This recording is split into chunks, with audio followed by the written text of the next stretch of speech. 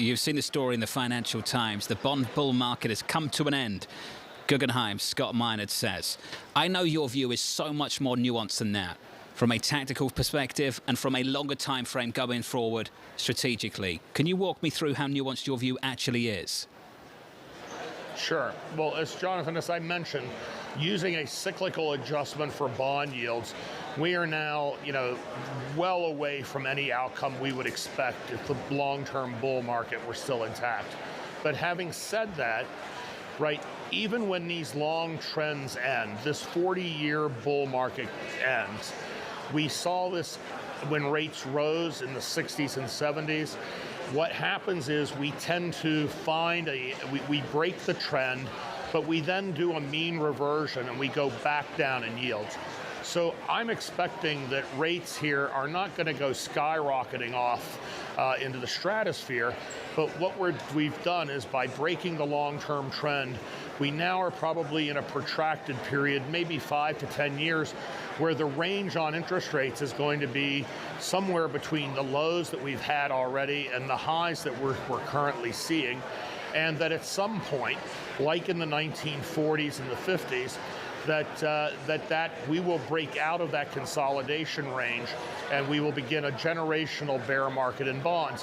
One interesting thing to remember from the 1940s, we didn't break 2.25% on the 10-year note, which had been the high for the previous decade, until 1952.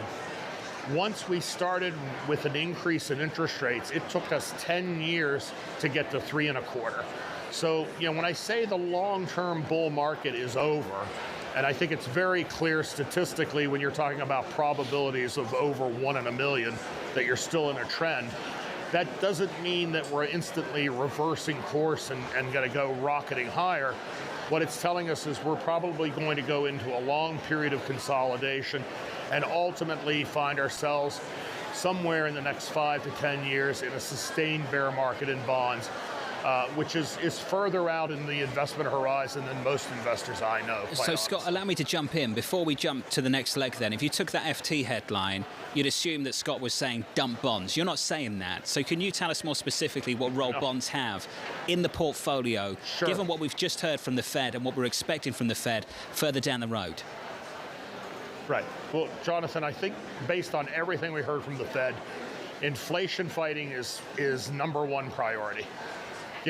That gives me a lot of confidence that given how extremely oversold we are, that we're going to see a near-term rally in bonds. Somewhere, it's not necessarily starting today. It's not starting next week or next month, but it's not far out. And so I would expect that we're going to see a reversion back to the mean, that bonds will ultimately perform better again. And honestly, for people who are income-oriented, where today you can buy corporate bonds that are yielding 4 to 5% for high-quality corporate bonds, those are attractive income yields relative to where we've been. And there's a lot of money out there that would like to get higher income, whether it's in pension funds or insurance companies or just people in their IRAs. So, I think that near term, I'm actually fairly bullish. I think rates will come back down. We shouldn't be panicked.